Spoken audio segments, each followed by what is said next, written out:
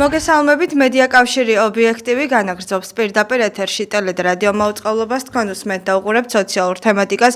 მე ჟურნალისტი ნათი ამაზანაშვილი ვარ. მაყურებელს რა თქმა უნდა აქვს საშუალება მომდევნო 50 წუთის განმავლობაში დარეკოს ჩვენთან პირდაპირ ეთერში და დააფიქსიროს საკუთარი მოსაზრება 557 88 55 88 ჩვენი სტუდიის ტელეფონის ნომერი უცვლელია. დღეს გადაცემის პირველ ნაწილში ძალიან საინტერესო თემა გვაქვს და რა თქმა უნდა ძალიან საინტერესო სტუმარიც გვყავს, როგორც ყოველთვის, გარემოს დამცველი ქალბატონი ანა გაბრიაძე გვესტუმრა. მოგესალმებით ქალბატონო ანა, პირველ რიგში ძალიან დიდი მადლობა, რომ ხართ დღეს ჩვენთან ერთად და იღებთ გადაცემაში მონაწილეობას საღამო მშვიდობის.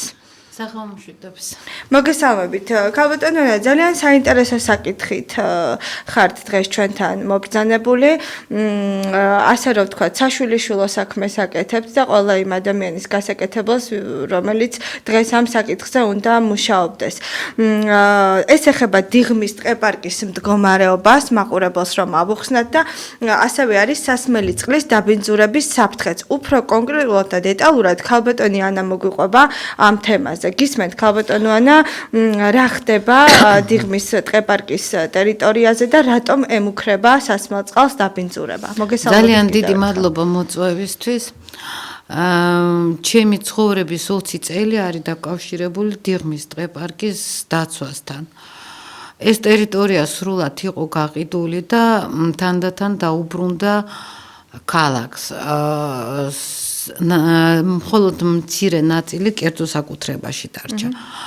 სამწუხაროდ 90-იან წლებში აღმაშენებლის ეს თავიდანაც კერძო ადამიანი. არა, ეს იყო ტერიტორია, რომელიც ეკუთვნოდა თბილისს, იყო დიდი სანერგე. დიახ. ბერიას სხვათაშორის დაფუძნებული და მერე 90-იან წლებში კანონის უხეში დარღვევით მოხდა ამ ტერიტორიის გასხვისება. შემდგომ 2003 წელს იყო შეჩერებული იქ მშენებლობა მიხეილ სააკაშვილის მიერ და მაშინვე შესაძლებელი იყო ამ პრობლემის გადაჭრა, თუმცა ეს არ მოხდა და 20 წლით გაიწელა. იმის ნაცვლად, რომ ამავე პერიოდში მოხდა ამ ტერიტორიის თბილისის დაბრუნება, გაიწელა და სხვადასხვა მესაკუთრეების ხელიდან ერთმანეთ გადაყიდვა ხდება მიწების. მაგრამ 2006-დან პარალელურად იწყება მიწის ქალაქისთვის დაბრუნებაც. ანუ ყველაზე დიდი ტერიტორიები უკვე არის დაბრუნებული. ეხლა პრობლემას წარმოადგენს აღმაშენებლის ხეივნის მიმდებარე ზოლი. სამწუხაროდ იქ მოხდა განაშენიანება ნაწილობრივი. რაღაცა ობიექტები ჩაიდგა და ძალიან დიდ ზიანს აყენებდა წყლობით დიღმის ტყეპარკს. და ჩვენ მუდმივად ვისმენდით დაპირებებს, რომ გადაწყდებოდა მათი საკითხიც. ამ ეტაპზე, ესე იგი, მე მინდა გითხრათ, რომ ყველაზე კარგი დიღმის ტყეპარკისთვის მერი იყო დავით ნარმანია. ძალიან ბევრი გააკეთა ამ ადამიანმა დიღმის და მეც მინდა იცით ბოდიშთ რომ გაწყვეტინებთ სხვათა შორის როდესაც ქალაქის მერი იყო დავით ნარმანია, ბატონი დავითი ძალიან კარგად თანამშრომლობდა არა მარტო ობიექტივთან, სტუდიაშიც მობრძანდებოდა ხოლმე. ძალიან დემოკრატიული ადამიანი არის ნამდვილად. მინდა ხაზი გაუსვა ამას, იმიტომ რომ ჩემს გადაცემაში მოვიდა ბატონი დავითი და ჩვენს მიერ დასმულ ყველა კითხვას პასუხობდა ხოლმე. მე მინდა უბრალოდ ხაზი გაუსვა იმ კუთხით, რომ თანამშრომლობდა ჟურნალისტებთან და ჩვენ არ გქონდა იმის, ასე რომ ვთქვათ, გაჭირვება ჟურნალისტებს, რომ ქალაქის მერს დავკავშირებოდით. კი ბატონო, დავით ნარმანია რომ მიდიოდა პოსტიდან, მერის პოსტიდან. ბოლომ მისი გამოსვლა იყო დიღმის ტყეპარკში. და ის დაპირდა მოსახლეობას, რომ ეს ტერიტორია შენარჩუნდება და განვითარდება როგორც რეკრეაციული სივრცე, ანუ როგორც ტყე. კი ბატონო. საუბარი არის არა ცივილიზებულ პარკზე, სადაც ატრაქციონები არის, რესტორნები და ასე შემდეგ, არამედ პატარა ტყეზე ქალაქში. სამწუხაროდ 2018 წელს ნარმანიას წასვლის შემდგომ პირველი რაც მოხდა ამ ტერიტორიაზე გაიცა უზარმაზარი რესტორნის მშენებლობის ნებართვა. დაგეგმილი იყო ნებართვაში ეწერა მრავალფუნქციური კომპლექსი ორანჟერია. ეს ნამდვილად ის იყო ტიპიური რესტორანი. მაშინვე დადგა პრობლემა, რომ კანალიზირება ვერ კეთდებოდა შენობის და იგეგმებოდა ნიადაგში ჩახრა. გაწმენდა და ნიადაგში და ამას ადასტურებდნენ კალაძესთან შეხვედრაზე ეს დასტურდებოდა, ანუ ვიცემერი მაია ბითაძე ამაზე საუბრობდა და ეგ არის კანონის პირდაპირი დარღვევა. მაშინ გაიმართა დიღმის ტყეპარკში აქციები, ანუ რეალურად ძალიან შეწუხდა მთელი თბილისი და სასამართლოს განჩინებით მოხდა შეჩერება. აი ამ მშენებლობის ნებართვის. პარალელურად ამასთან, ესე იგი, დავით ნარმანიას დროს მზადდებოდა გენერალური გეგმის პროექტი, რომლის მიხედვით მთლიან ტერიტორიაზე იყო დაგეგმილი ლანდშაფტური სარეკრეაციო ზონის მინიჭებას. ისედაც შეზღუდვის ზონაშია ეს ოთხკუთხედი. მაგრამ მოხდა ისე, რომ 13,000 კვადრატულს მიანიჭეს საზოგადოებრივი საქმიანი ზონა, რითიც მიეცა ამ კალონკებს და სუპერმარკეტებს იმედი გაფართოვების. იქ ბრძოლა მიდის რაზე, იცით? ეს ლანდშაფტური სარეკრეაციო ზონა საჭირო იყო იმისთვის, რომ შეკავებულიყო პროცესები. დიახ. სასამართლომ ამ სტატუსის მოქმედებას შეაჩერა და ამითი სასამართლომ შეაჩერა მშენებლობები, ანუ არქიტექტურის სამსახური იძახდა უარს, ზუსტად აპელირებას აკეთებდა სასამართლო განჩინებაზე. ერთ-ერთ მოკლედ ჩემთვის გახდა ცნობილი, რომ აღმაშენებლის ხეივანში აპირებენ კანალიზაციის გაყვანას და რუკაზე შევამოწმე და საკანალიზაციო კოლექტორი, ანუ ყველა ქსელი, GVP-ის ყველა ქსელი საერთოდ ყველა ხაზობრივი ნაგებობას აქვს თავისი ნომერი და გატარებული არის რეესტრში. იქ გადის სასმელი მაგისტრალური სასმელი წყლის მილსადენი 01.08.834 მაყურებლისთვის ვიძახი, რომ ეს ძალიან ადვილია შეამოწმოთ ტაჟჯიზე ან მაბჯიზე.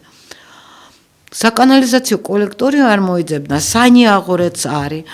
ავედით და ვნახეთ, რომ საკანალიზაციო კოლექტორი მართლაც არსებობს. გაირკვა, რომ 2020 წელს მერიის დაკვეთით ვინმე შეპესე პალიტრამ ააშენა იქ, მოაწყო იქ საკანალიზაციო კოლექტორი. ეს საკანალიზაციო კოლექტორი სოფელი დიღმიდან აღმაშენებლის ხეივნის გავლით გადის ბელიაშვილის ქუჩამდე. პროექტი მოვითხოვეთ, პროექტი არ მოგვაწოდეს. გაირკვა, რომ არც არქიტექტურის სამსახურს და არც ქონების მართვის სამსახურს ამაზე თანხმობა არ გაუწია. ეს ქსელი არის 2 კილომეტრზე გრძელი. შესაბამისად, მას ეკუთვნოდა სკრინინგი გარემოს დაცვის სამინისტროში და ნებართვა. მერე გადაწყდებოდა, არც გარემოს დაცვის სამინისტრო საერთოდ არ იცოდა ამ კოლექტორის არსებობაზე. მოვითხოვე ქონების მართვის სამსახურიდან პროექტი და ძალიან დიდი წვალების მერე მომაწოდეს ამ საკანალიზაციო ქსელის პროექტი. თავდაპირველ პროექტზე GVP-ის მიერ იყო დაგეგმილი სასამართლოს განჩინებით შეჩერებული შენობის კანალიზირება. ანუ საქმის წარმოება სასამართლოში იყო შეჩერებული, წარმოებაც კი. ანუ იქ მშენებლობა, ამ შენობის მშენებლობა, აი იყო ძალიან შორს. 6 ობიექტის და თან აქეთ ამ მხარეს სასამართლო მშენებლობა აკრძალა. გარდა ამისა შეზღუდვის ზონაშია. და აღმოჩნდა, რომ აი რანაირად გაჭირდა. კი, ჩანს, დიახ. დაგეგმილი იყო უკვე შეჩერებული მშენებლობის კანალიზირება. და ამ გეგმაზე არ იყო დატანილი სასმელი წყალი საერთოდ იმ ადგილას, სადაც კანალიზაცია მონიშნეს, ესე გავშალ. დიახ, ესე. სადაც კანალიზაცია მონიშნეს, სინამდვილეში გადის სასმელი, ანუ ეს ხო მასშტაბშია, ანუ აი ამ ადგილას ფიქსირდება რეში სასმელი წყალი და ვერ გავიგეთ სასმელი რას უერთდებენ. აი მაშინ დაიცვა კითხვა, რომ სად არის საკანალიზაციო კოლექტორი, რატო არ არის იმაზე რეესტში. მე ესე იგი უცებ დაიწყო მშენებლობა იქ მოიყვანეს ტრაქტორი და დაიწყეს კროტით გაბურღვა და არქიტექტურა ამ დროს წერს ამ ნებართვებს გასცემს არქიტექტურის სამსახური. არქიტექტურის სამსახური მარწმუნებს რომ ნებართვა არ აქვს გაცემული. თურმე ქონების მართვის სამსახურმა შეათანხმა მიჩის სამუშაოები ისე რომ პროექტი შეთანხმებული არ არის და თანხმობა არ არის გაცემული. ანუ პატრონმა ორჯერ გააჩერა, დააჯარიმეს. და დააერთეს ამ კოლექტორზე და რუკაზე ახალ პროექტში, ახალ ნებართვაში გამოჩნდა სასმელი წყლის ანუ პროექტი. ძლივს მოვიძიე პროექტი და იქ მშვენივრად გამოჩნდა, რომ აი ამ ორანჟერეის მხრიდან, დიღმის ტყეპარკის მხრიდან გადმოსული საკანალიზაციო მიილი, აი ამ ნახაზზე ჩანს ძალიან კარგად. მე არ ვიცი როგორ ვაჩვენო მაყურებელს რომ დაინახო. ასე ქალბატონო, ani პირდაპირ კამერა გვიყურებს. აი პირდაპირ თუ შეიძლება რომ მოძიოთ, აქ ძალიან კარგად. ახლოდან ვაჩვენოთ, დიახ, ასე. მოდი მოგაწოდეთ, შეიძლება თქვენ მოახერხოთ. არა, აჩვენეთ. ანუ აი აქ ძალიან კარგად ჩანს რომ არის კვეთა. ანუ ამ მხრიდან გადასული საკანალიზაციო მიილი გადის სასმელი წყლის მაგისტრალური წყალსადენის თავზე. 900-იანი მილის, რომლითაც იკვებება საკმაოდ ბევრი მოსახლეობა, ანუ ოფიციალური წერილით ადასტურებენ, რომ მეხუთე, მეოთხე, მესამე და მეექვსე კვარტლები დიღმის, მაგრამ დღეს მიღებული წერილიდან გაირკვა, რომ წერეთელზეც გადის, ამ წყალს მიაწოდებენ. და აი ამის თავზე გაატარეს საკანალიზაციო მიილი. ფაქტიურად ეს მიილი ორი სასმელი წყლის მილის თავზე გადადის, ერთი 50-იანის, მეორე 900-იანის. მერე, ვინაიდან ის ორანჟერეის შენობა უფრო დიდი უნდა ყოფილიყო, აღმოჩნდა, რომ არსებული შენობისგან არის შორს. და არქიტექტურიდან მოითხოვეს ნებართვა დაერთებაზე და მანამდე არქიტექტურას მოსთხოვეს პატრონმა რომ გააჩერა არქიტექტურას მოსთხოვეს ნებართვა და თავად ქალაქ თბილისის არქიტექტურის და წინააღმდეგობას მხოლოდ თქვენ უწევთ ქალბატონო, ანი? რაშია იცით საქმე? მოსახლეობამ არ იცის ეგ თემა. ძალიან რთულია ადამიანს აუხსნა ამ ნებართვების საკითხები და თანაც ჩემთვისაც მოულოდნელი იყო. ვხედავთ ხრიან და ეს არის ნაკრძალის ტერიტორია. ორი ეკიპაჟის გამოძახება დამჭირდა რომ მოეყვანათ მუნიციპალური სამსახური ხო ინსპექცია არ მოდიოდნენ და შემდგომშიც ნებართვის გარეშე გაგრძელდა ისე რომ მუნიციპალურმა ინსპექციამ თქვა უარი მოსვლაზე ფაქტიურად მოდიოდნენ გრძელდებოდა და ეხლა ეს მილები დააყენეს ანუ ბატონო მილი არის დაყენებული სასმელი წყლის მილის ზემოდან როგორც მე მივხვდი ხო და არის საფრთხე რომ სასმელი წყალი დაყენოს არა იცით როგორ არის რეალურად მე ავიყვანე ზედამხედვების მუნიციპალური ინსპექციის ხაზობრივი ნაგებობების ანუ ნახეს ეს მდგომარეობა და მოვახსენებ უფროსო და იმის მერე მე არავინ არ მინახია. ჩვენ მივმართეთ სურსათის უნებლობის სააგენტოს. დიახ.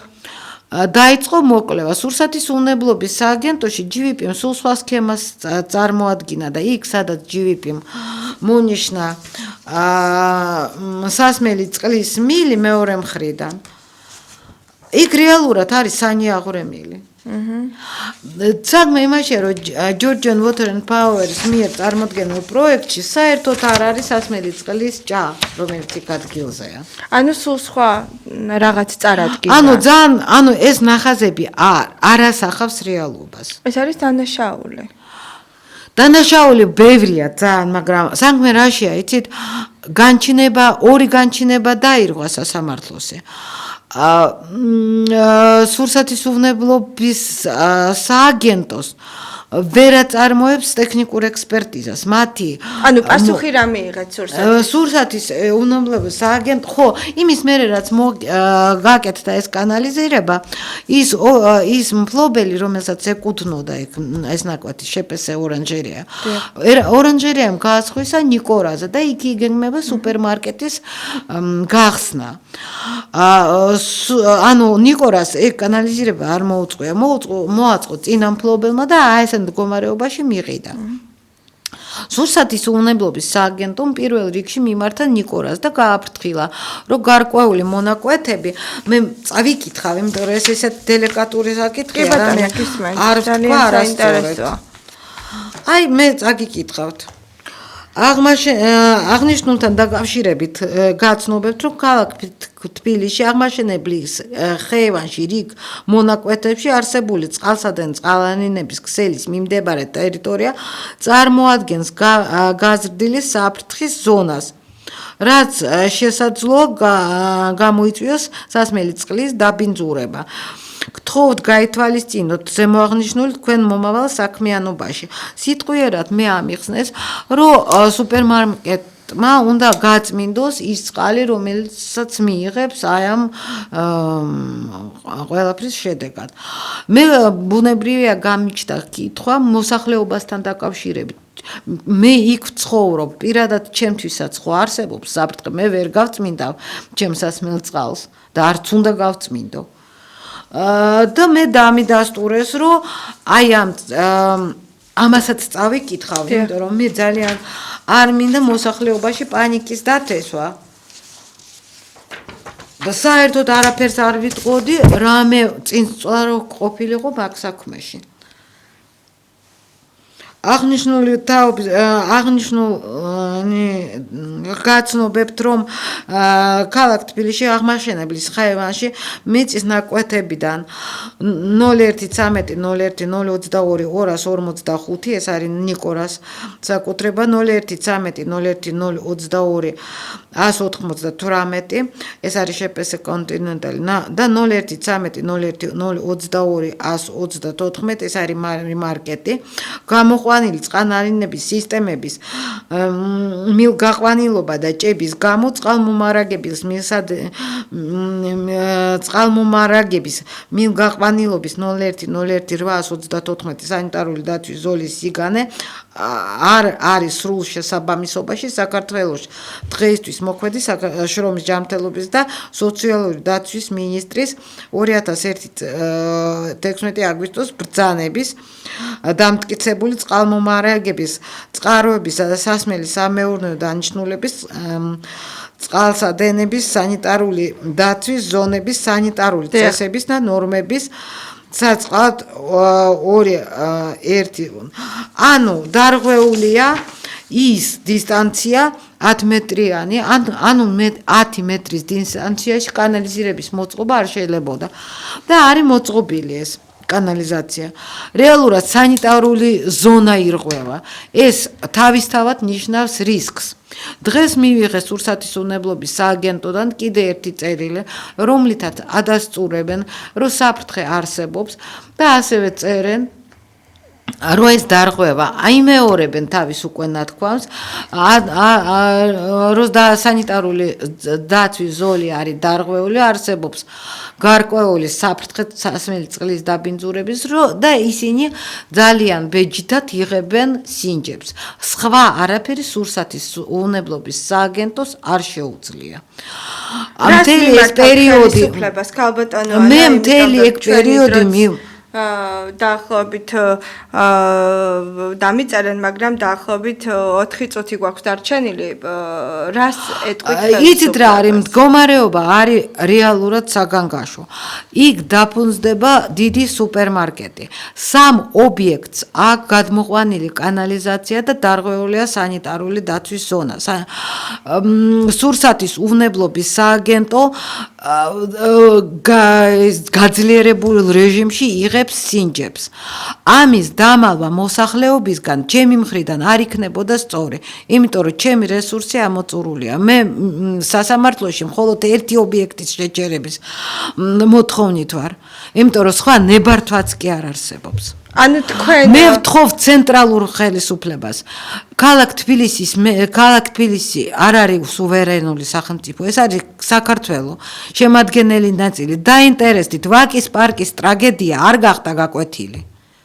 მსგავსი ნორმების დარღვევა მოიტანს ძალიან დიდ უბედურებას. ჯერჯერობით სურსათის უნებლობის სააგენტო იღებს სინჯებს და დაავადებათა კონტროლის ცენტრი აკონტროლებს სიტუაციას, მაგრამ ეს რისკი არის, უბრალოდ ჩვეულებრივი რისკი. გატარებულია არასწორად საკანალიზაციო ქსელი. გადამისამართება ხდება ისევ მერიაში, რომელიც არაფერს არ აკეთებს. დაპირება იყო მიწების დაბრუნება, რეალურად ხდება გადაყიდვა მიწების. 2-3 დღის წინ დაფიქსირდა 6 ხის მოჭრა შპს კონტინენტალის მიერ. შპს მარკეტმა აწარმოა მშენებლობა ლანდშაფტურ სარეკრეაციო ზონაში ჯივიპის დახმარებით. იქ მოქმედებს სასამართლო განჩინება, ირღვევა სასამართლო განჩინება, თავად მერიამ აწარმოა მშენებლობა ხიდის, რომელიც ასევე გაპი ქონდა შეჩერებული სასამართლოს და ეკონომიკის სამინისტრომ იმ პირობებში, როცა გაპი იყო, სასამართლომ შეაჩერა გაპი და სამინისტროში წავიდნენ და იქ ნებართვა აიღეს და აწარმოეს მშენებლობა. ისიც დაირღვას. ეხლა არის ყველაზე რთული თემა აესასმელი წყალი. იმიტომ რომ ფაქტიურად იმისთვის რომ აეშენებიათ რესტორანი, დაგეგმეს აეს ქსელი. ამ ობიექტებისთვის საკმარისი იქნებოდა ნორმალური სეპტიკები. უკანონოდ დაფუძნდნენ და ეხლა მათი პრობლემა აისახა დაადასტურა ამოიწურა ჩვენი გადაცემის დროც. ქალბატონოვანი, მე პირობას გაძლევთ, რომ შემდგომში კიდევ დაგითმობთ საეთერო და კიდე ერთი წამით მე მინდა მივმარკვარდება პრობლემა. ერთი თხოვნა მაქვს, მე პრესის გასაგებია პოლიტიკა, გასაგებია ეს ყველაფერი, მაგრამ ესეთი თემები უნდა გაშუქდეს. მე ვთხოვ ყველა არხს აბსოლუტურად.